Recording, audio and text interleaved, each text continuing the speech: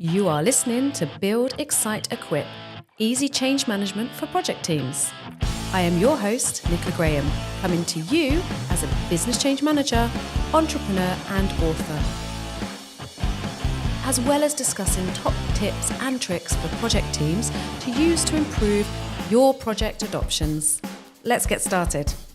Hi everyone, welcome back to the podcast. I am your host, Nicola Graham, and guess what? I have two people in the room with me today. First and foremost, just to pass you over to Anna, who's obviously part of the BEE Change Limited team. Say hi, Anna. Hi. And in front of us, we also have our podcast guest for today, our good friend and previous business partner, Zayn Blore from Simplify Change Limited. Say hi, Zayn. Hello. So today we are going to be discussing all things relating to coaching, and we invited Zayn on to today's podcast because Zayn is actually a qualified coach, but I am not the best at these introductions. So Zayn, would you like to help our listeners understand a bit more about you? Sure, happy to do that. So where to begin? I have a long background in IT. I've been in the IT industry for 25 years or so, and I can go through my history and so on. But in terms of coaching, I've obviously coached a number of people throughout my career in IT in various positions, from a team leader, senior developer, through to project manager, and more recently, managing director. And then as well as on top of that, since COVID, I've really decided to do coaching more, to get into coaching more. So what I did was I got qualified as an ILM 5 qualified coach. So that's a formal coaching certification, which is a year-long program where you need to do actual practice coaching and you have to have actual clients, etc. So that really helped me get much more experienced as a coach. And that just bolstered the rest of my coaching in terms of being a team leader and the practice you get coaching people just in the everyday corporate life. Fantastic. And you mentioned you did that during the pandemic, is that right? Yeah. So was it an online course that you had to do? Or did you manage to meet people? No. It was in person as well. So it was a mixture. So it took place throughout, I can't remember which year it was in. It was a few years ago, 3 or 4 years ago. So yeah, it took place over a year, and there were online sessions to meet the group, and you were coached by another professional coach who's qualified to do that, ILM 7, I think it was. And this was part of the Help to Grow scheme to train more people into what coaching is and to give people the understanding of how to be a good coach. That was really useful. Fantastic. And is it something you've always wanted to do, coaching? Or, I mean, how did you actually kind of path your way into that exactly? Yeah, so I really enjoy coaching, but for me, coaching goes hand in hand with startups. So I've had a lot of experience with startups over the years. I can tell you lots of stories about startups, but I really like the energy of people who start in companies. So the reason I got into coaching was I really like to help people start companies and startups in particular. So I've been involved in any number of startups over the years. So probably 10 years ago, I was involved in a few then, and at that point it was how can I help people who are starting their companies and grow on that in terms of getting more experience, helping people learn what's needed in terms of setting up a company, all the different blocks, marketing, sales, finance, whatever, in a company to get going and not have the problems I've had in my companies. And obviously there've been lots of problems. But hey, challenges, remember challenges? You live and learn, absolutely. Yeah. So that's the reason, and it's grown from there. So am I right in saying then that your focus or your target audience is very much startup people that you're helping to coach? So it's more career coaching, or are you specific to startup? I wouldn't say I'm only going to coach startup people. I quite like also doing accountability coaching. So I've had a large number of clients from across the range, not just in startups. It's also people who are starting actual physical companies in some cases, and trying to learn what's needed. But also people who a couple of them are trying to get into start their career really, and then a few are actually in corporate life and just need to progress or want to progress in terms of corporate career goals, move up the ladder, etc. So it depends. I'm not only going to focus on startups. I like helping people, really. Fantastic. What's one thing that you, except for obviously helping people, what's one of the things that you adore about coaching? Well, I love seeing people transition from not being able to do something to actually overcoming their problem and making progress. That's just really satisfying to see someone move forward with overcoming a problem, setting up a business, something like that. It's really enjoy that. Okay. And then question. Yeah.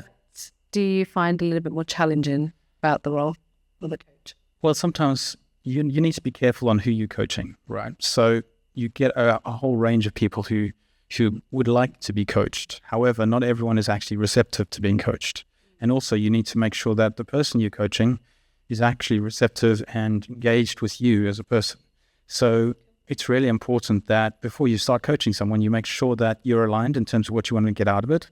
And also that that person actually wants to progress and is not just going to listen to you and not progress. And that's really quite hard to understand just in, say, a 30-minute phone call, for example, which is normally what I do. So normally what I do is, if anyone's interested in coaching, you have a 30-minute phone call just to get to know someone better and understand what they want out of coaching. And then during that, obviously it's they're learning more about me, but I'm also learning about them, and hopefully we can align and make progress there. But sometimes people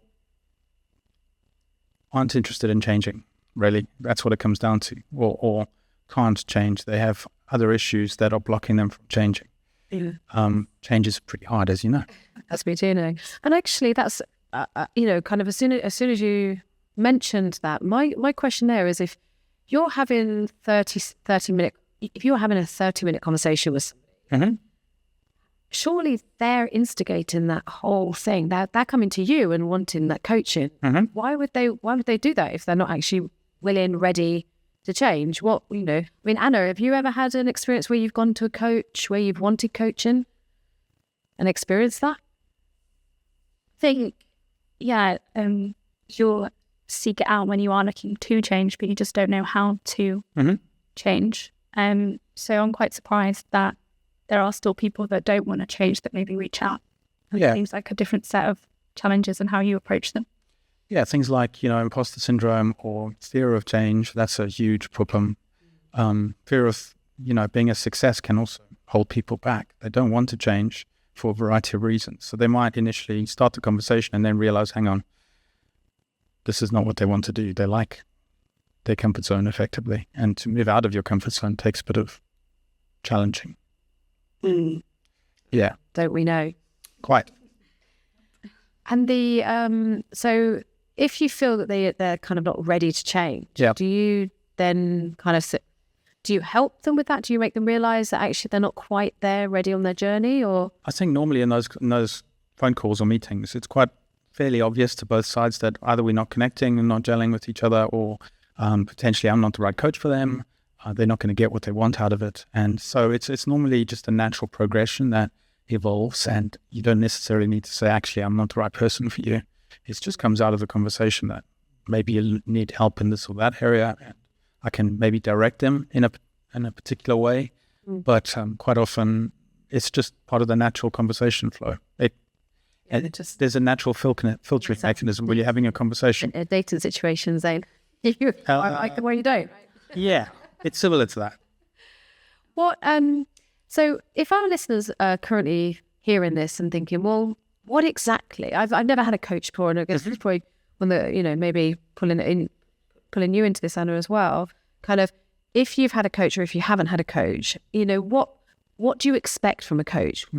Talk us through a general approach that you would make. If I was coming to you or Anna was coming to you for coaching, what would that look like? Okay, so in the 30-minute phone call, for example, what I do is obviously try and get out what they want out of coaching. So the area I try and specialize in is creating the foundations for a successful business. Okay, so I break down what I think is needed in a successful business through my experiences and so on, the different areas of a business. But quite often someone will say they'll focus on a particular area. They have a problem with, let's say, operations or sales or whatever.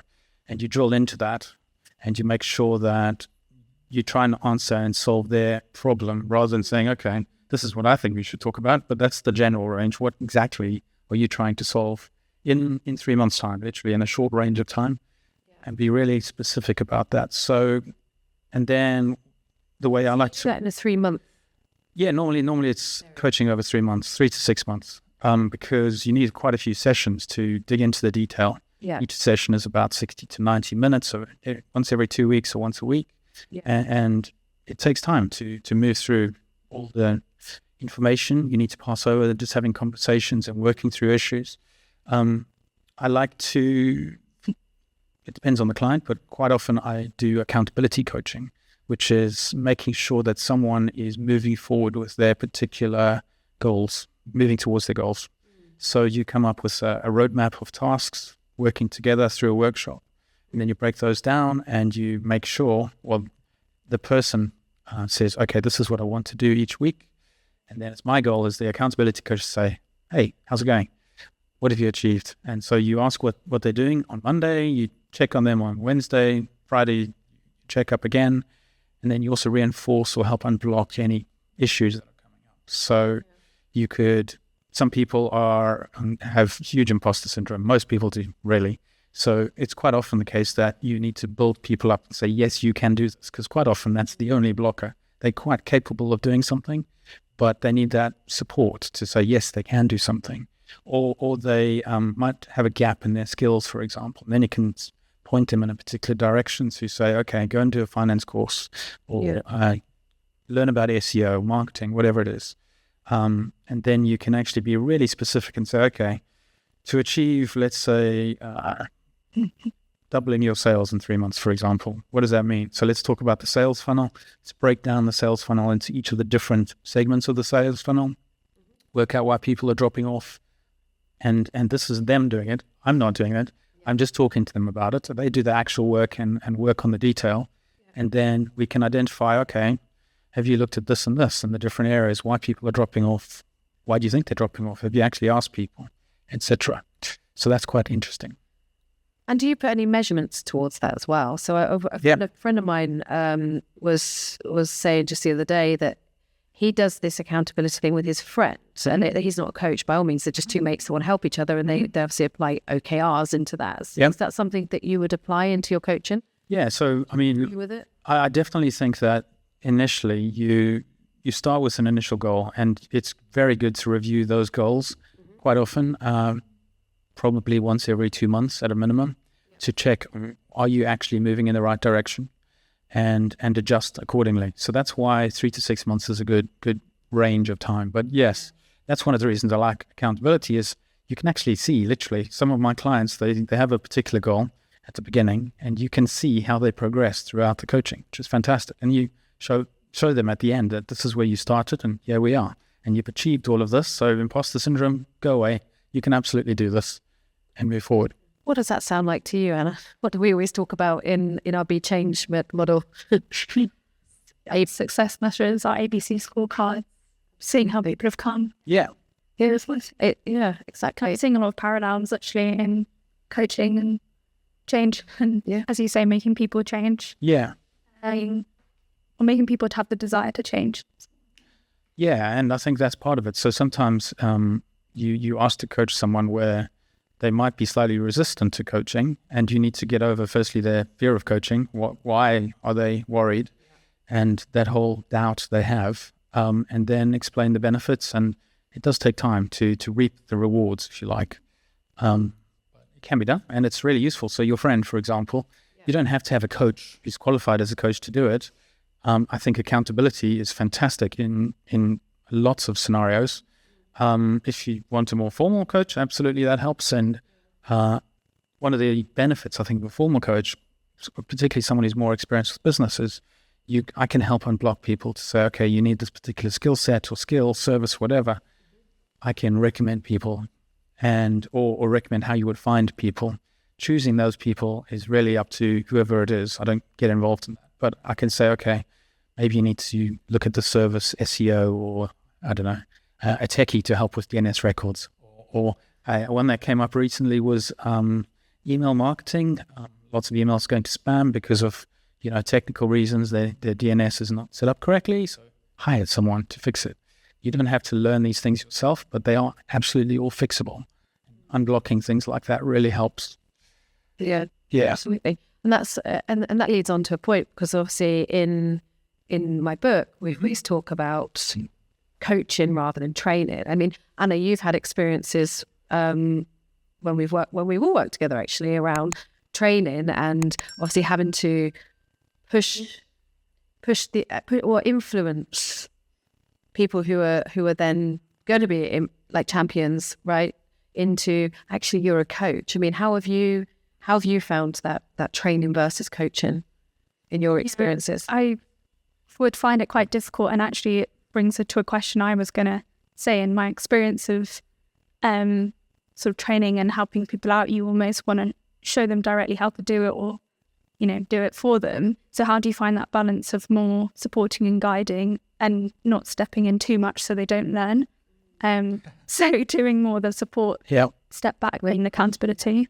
Great question. So people have different personalities and styles of work. So I think over the years, I used to really get heavily involved in the detail and want to step in and do everything myself. So being a coach, earlier, I used to almost take over, and that is absolutely the wrong thing to do. You need to let people grow and build the skills themselves. So I think over time, as I've effectively got older, I'm more of a delegator or director in terms of my style. So I'm quite happy to explain something, what the problem is and how someone can overcome it, but it's really up to that person to apply that knowledge and to put it into practice effectively. I'm not going to step in and do things for someone because they don't learn really, and then they'll keep on coming back to you and you keep on having to do everything, which isn't great. They don't grow and you end up doing everything, and it's really, you can't scale effectively. You're then stuck having to do everything. Well, it's far better if someone can take over and learn the knowledge they need to learn to move forward. And then they can move on to the next challenge. There's always another challenge, but they grow as a person and then their skills increase, which is lovely to see, really. Mm-hmm. But yeah, that's really hard to not step in sometimes, particularly if someone's struggling. Takes a lot of patience, I imagine. Yeah, I'm not a patient person. Everybody else. No, I'm not a patient person. So for our listeners, we've both worked with Zayn for many years, and I think it's fair to say that we can't agree with you on that. Maybe I just haven't shown you. And that's it's a really valid point, because it is hard to step in, and I suppose it's like many things in life. You want to help people, but they need to essentially learn how to step up, pick themselves up. Yeah. Right? In our experience, we always talk about actually, people within an organization need to become the coaches for their peers. The best way for obviously change to extrapolate throughout the organization is to put those people in place. So we always talk about change agents. We always talk about your influencers and your champions, and then we help guide them, or essentially we coach them to be coaches. Yeah. But they're not qualified like you are. They haven't gone through a year of qualifications. What could be some of the basic things that he could do, as if they were just given a little bit of side coaching as a nice thing to do for their colleagues? What would those? Give us some tips if you don't mind. Sure. So interesting question. So I think one of the key skills that people need to learn is how to listen properly and just listen to what the other person is struggling with or trying to say. So making sure you're not thinking about what you want to say next, but actually listening to someone is really important. And if you can do that, and if you can train your champions, coaches to do that, then they can be so much more effective in actually understanding what's blocking someone in terms of picking up a piece of knowledge or what they're struggling with. So then they can learn better. So I think active listening is really, really important.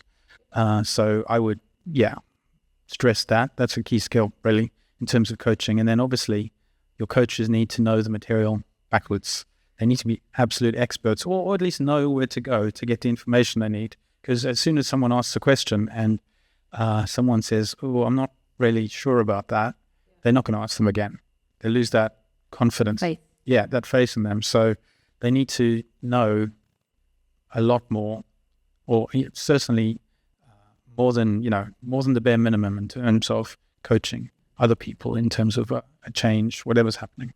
So, but using that network absolutely works. I've seen it work in lots of different organizations. And it's really interesting to see some organizations have that in place for particular projects. And I think those projects work far better than other projects, and other companies really don't spend a lot of time on it. And you can see the difference, really. In my experience, I've seen the difference. So focusing on people and putting those networks in place pays off in the long term. Interesting. I have a question for you, if you wouldn't mind me asking. And for those who follow us frequently, you'll know that I've spoken a few times about this. I've written a blog about it. You mentioned imposter syndrome. And I only kind of discovered that I had that myself, well, as you will know, because I wouldn't release my book. Yeah. And you mentioned that you help people with imposter syndrome, and that you've had clients that have dealt with that. What is it to you, Zayn? What would you describe as imposter syndrome? Would you tell us more about that? Sure, I'll try to. So for me, imposter syndrome is when you are actually very good in a particular area, but you don't think you are. So you are absolutely qualified in a particular area, but for whatever reason, you think you're not. And it's a mindset that you need to overcome, really. And it's quite hard to change that, because it's in your head, literally. It's not elsewhere. You are normally good at what you do. And it's making sure that you can overcome that. So for me, it's really reinforcing as an outsider to say, okay, you're an expert in, let's say, change. Yeah. And backing that up, reinforcing that in multiple different ways. So to try and overcome that you think that. But also, it's a case of, a lot of the time with imposter syndrome, you just freeze. You don't move forward, right? So by taking that first step, however small, you can actually start to work through it, and that the imposter syndrome feel probably won't go away completely, but you will still make progress, and then you'll get used to that feeling. And then it's as long as you take those steps to say, okay, this is what I want to achieve. I've been told I'm really good, and various people have said it. I don't actually feel it, but you know what? It doesn't matter. I'm going to take a small step to writing a book, to, creating a company, to launching a new product. It doesn't matter. You take that first tiny step, and then you can build on that and move forward. And as long as you make progress on each step, so you break it down into really small steps, and then you can keep on making progress, it helps. But it never goes away, I don't think, imposter syndrome. It's just there until you become an absolute expert, and, Well, but even then you still have it, right? Yeah. The interesting thing for me, if for you, when you are dealing with, or when you are working with somebody, do you feel like you can spot that quite quickly, that they're having that imposter syndrome with the way that they talk, the language they're using? And then something that I found really useful with my imposter syndrome that I had was leaning on people, right? And I guess that's actually one of the reasons a coach exists, because you are that person that people can lean on, support, have that feedback from, to remind you, who's suffering from the imposter syndrome, actually, those things you're telling yourself aren't real. They're in your head. The whole world sees you differently. And I think that for me, you helped me through my imposter syndrome. Thanks. And for me, that was that was game changing. Well, book changing, really. Yeah, you've got a book. For that. So, I think that if anyone's listening to this today and they've had that experience, then, don't sit there and feel like you're on your own. Because if you can't find, let's say, friends, family, loved ones, colleagues to help you, there's always a coach out there. Yeah, and also coaches possibly better than those people, because I don't know you, I don't know your friends. And so you can say literally anything you want to me, and it's not going to get back to anyone else that you know, literally, which really helps. You have that person you can talk to say, okay, this is what's bothering me, and I can hopefully help with that. And it's not like talking to a family member or a friend who you might then speak to another friend, etc. You don't have those issues, which is quite nice. And so that opens up the conversation, if you like, to move forward. And to your point about how do you spot someone with imposter syndrome, I would say someone who's procrastinating colossally it's pretty clear. Okay, you're not doing something for something in your head is stopping you from taking action. Either you haven't really decided what you want to do, or you don't really know how to move forward. Yeah. And then there are a couple of other reasons: fear of success, etc. There's not just Fear of imposter success. syndrome. All about. Well, fear of success is, okay, so let's say you're starting a business. Let's imagine your business suddenly starts making £10 million a month profit. Okay. For most people, your life is about to change enormously, okay, in all sorts of respects. You're going to have more money, but also your expectations out of life will change, right? Your friends will change. Your family will then probably, can I borrow some money? All of that will happen. Yeah. You'll have all sorts of problems that you didn't have before. And that can literally change your life immensely. And people think they're going to get to, let's say, £10 million profit a month, and that stops them from taking that first step, right? Because they don't want to change. They don't know what their life end up being like, which is a bit of a problem. So, yeah, that's fear of success, effectively. So how do you overcome that? How do you work with people to? Well, chances are you're not going to make £10 million profit. But, okay, so don't worry about it. Hang on. There should be no boundaries to this. Come on. Yeah. So, but that's one way to say, okay, be realistic about, okay, you may be a multi-billionaire at some point in your life, but your life will evolve from where it is now to there. That's not necessarily a bad thing. Your friends will change, your family will change, you might live in a different house and so on, but that's what life is like, right? You change and you grow as you change, and be receptive to that. And as long as you handle that change in the right way, that's fine. It shouldn't be a blocker. You should actually enjoy the process, because it's about the process, not the end. Fine, there's the opposite to that as well, the fear of failure. Yeah, definitely. Big time. So imagine you start a company and it collapses. Can be really embarrassing. People hate that. But then you need to tell yourself that, okay, you've tried. Okay, and you've learned a lot in the process too. So I've had that experience a couple of times in my life, and it's not great when you fail, but you do learn from those experiences and you move forward. You adjust and you handle those situations, and it gives you more knowledge and experience for next time when you try again.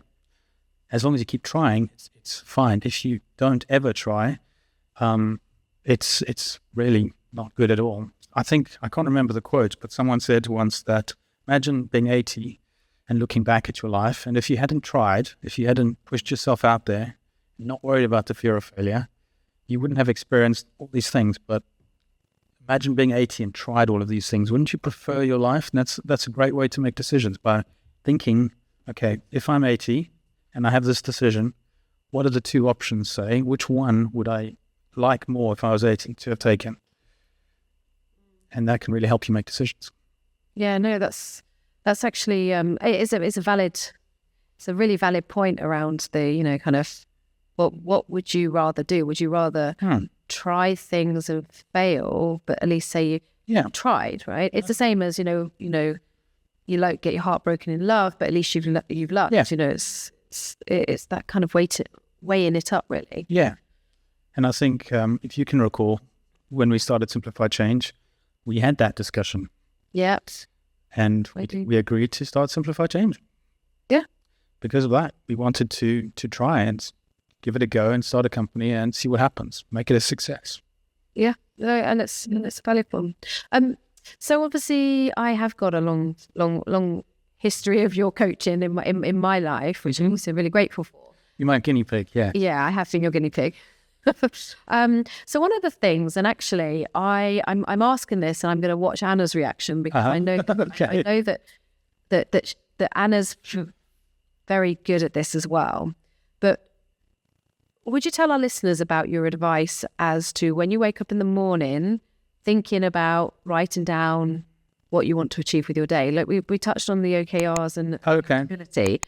Remember that time you gave me that tip before? Oh yeah. The three things. The three things. Yeah. That's what I called it. So I really enjoy reading about productivity habits, what you can do to be as productive as possible. And just as an aside, I've been asked to write a chapter in a book about business growth, and this is probably what I'm going to speak about in the chapter. But yeah, spoiler alert. I don't know the name of the book, so I'm not actually selling it. Anyway, so the tip is each day, literally, you need to make sure that you focus on 3 things that move you towards your goals. Literally, those 3 things. And the word things is probably not a good word, but that's what it is. And you focus on the 3 most important actions you can take, or specific actions you can take, or things you can achieve in one day to move it forward. And the way I like to do it is, 3 things, make it 2 work and 1 personal. So I like running ultramarathons. So my personal one is, I'm going to go for a run tonight. Absolutely. But the other 2 is, I want to, let's say, start a business or do coaching. So the other 2, focus on those. What's going to help me achieve those, and be really specific. Do 1 in the morning, 1 in the afternoon, and block out your time. And that's your priority. Everything else, emails, talk to people, that can all wait. You always have more emails, and you can always speak to people some other time. But those 3 things are your steps, if you like, those small steps you can take to then move forward towards your goals. And by just doing that 1 step at a time, I think Steve Bartlett likes to use the 1% phrase. As long as you improve your life, if you improve your life 1% every day, in a year you will be a different person by taking those small steps. That's all it is. And anyone can do it.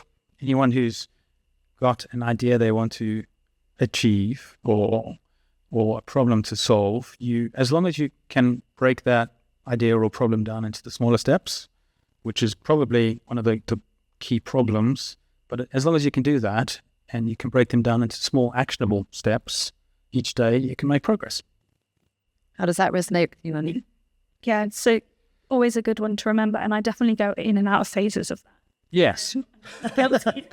Making a list that is way too long. But yeah, I do remember you told me in the past sort of just concentrate on but these 3. But another one is, you've got a task list, a to-do list. I've got a to-do list that's pages long, but I never get to the last page or second page. So one thing you can do is delete everything.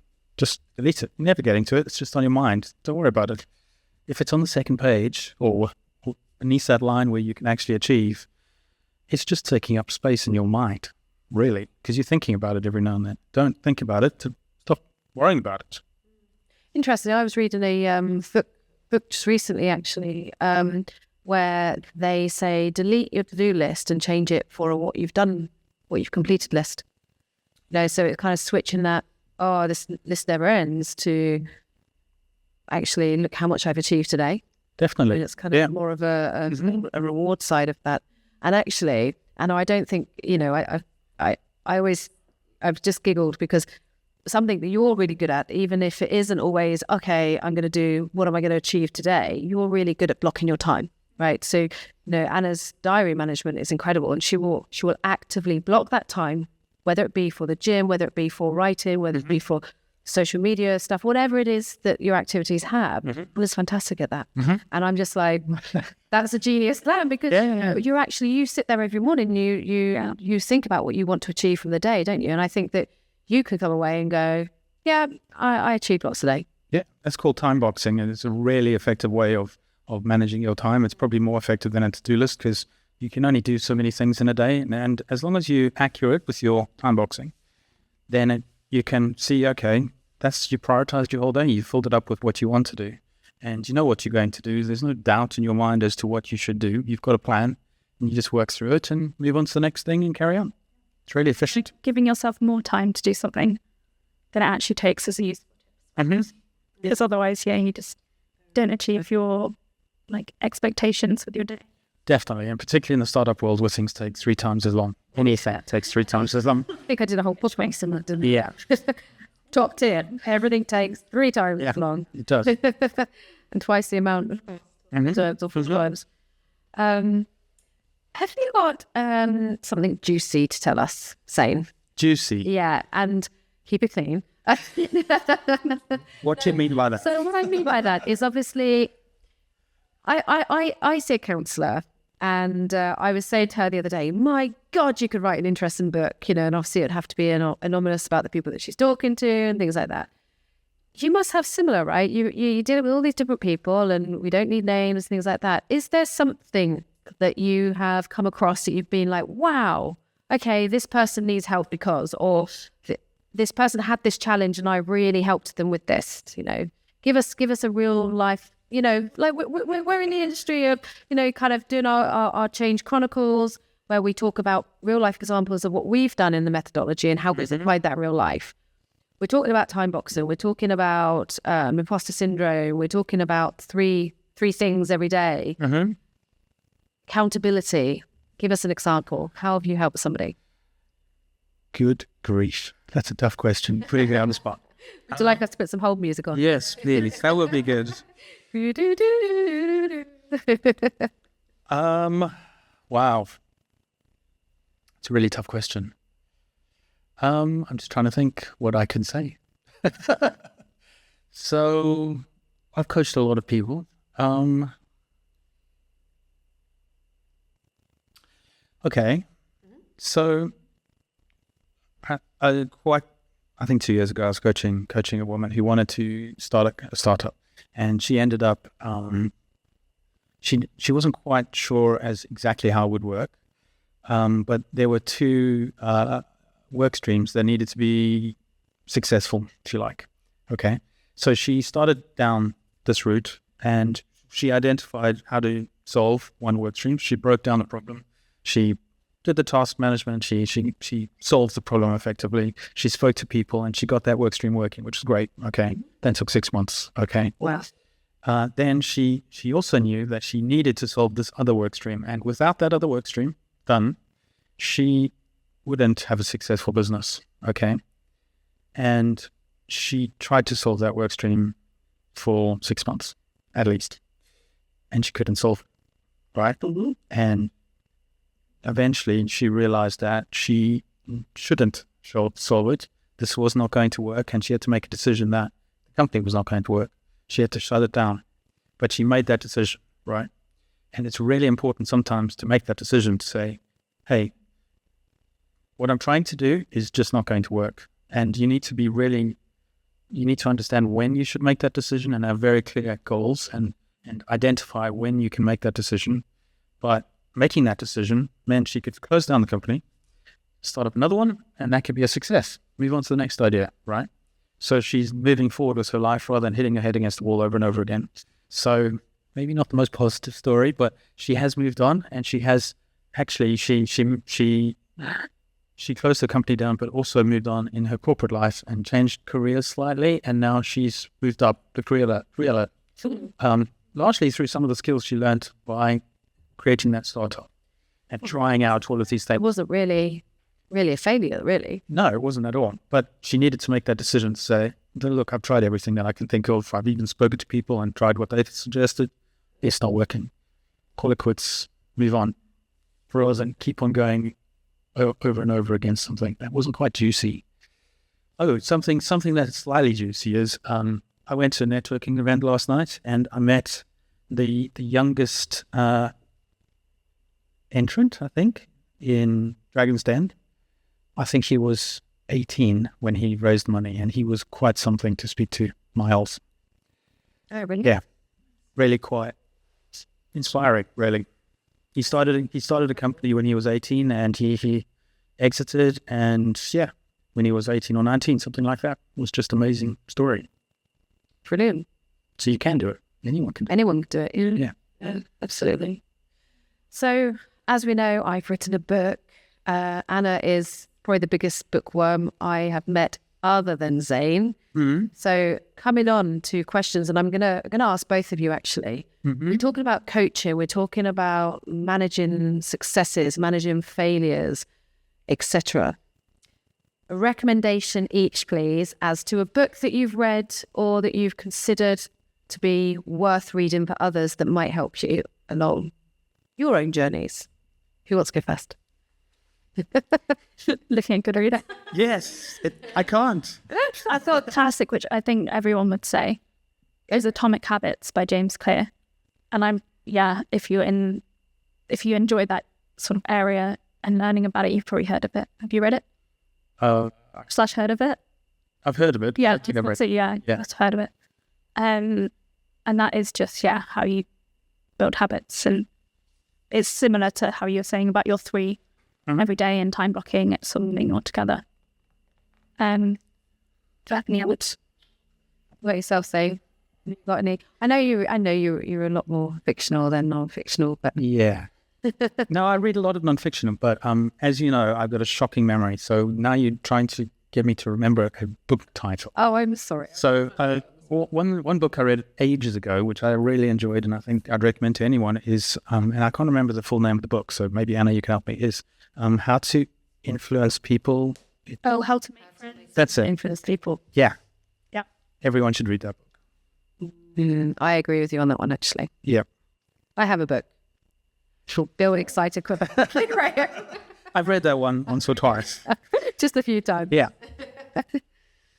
Brilliant. Well, I do actually have a question bringing it back to the bookend project. So it's interesting, as I've been listening to you, obviously I've worked with you on projects while you've been a project manager, and I was wondering how that experience has helped you become the coach that you are. I think it certainly helped. So you deal with all sorts of people when you're project managing, in all sorts of different roles, and the different ways to approach people and managing people. And quite often being a coach can be the best way. It depends on the situation and the project, because sometimes you can't wait for someone to learn a particular skill. But if you can wait, then it's absolutely the best way to build someone up and progress their career by coaching them. Definitely. So there is a big synergy there. Definitely. So I do enjoy project management, and it's something I'll carry on doing for a long time because I enjoy it as well, along with coaching. And in the way of like milestones with coaching as well. Yeah. There's an overlap there, right? In terms of task management and productivity, managing your time, all of those things cross over completely. Yeah.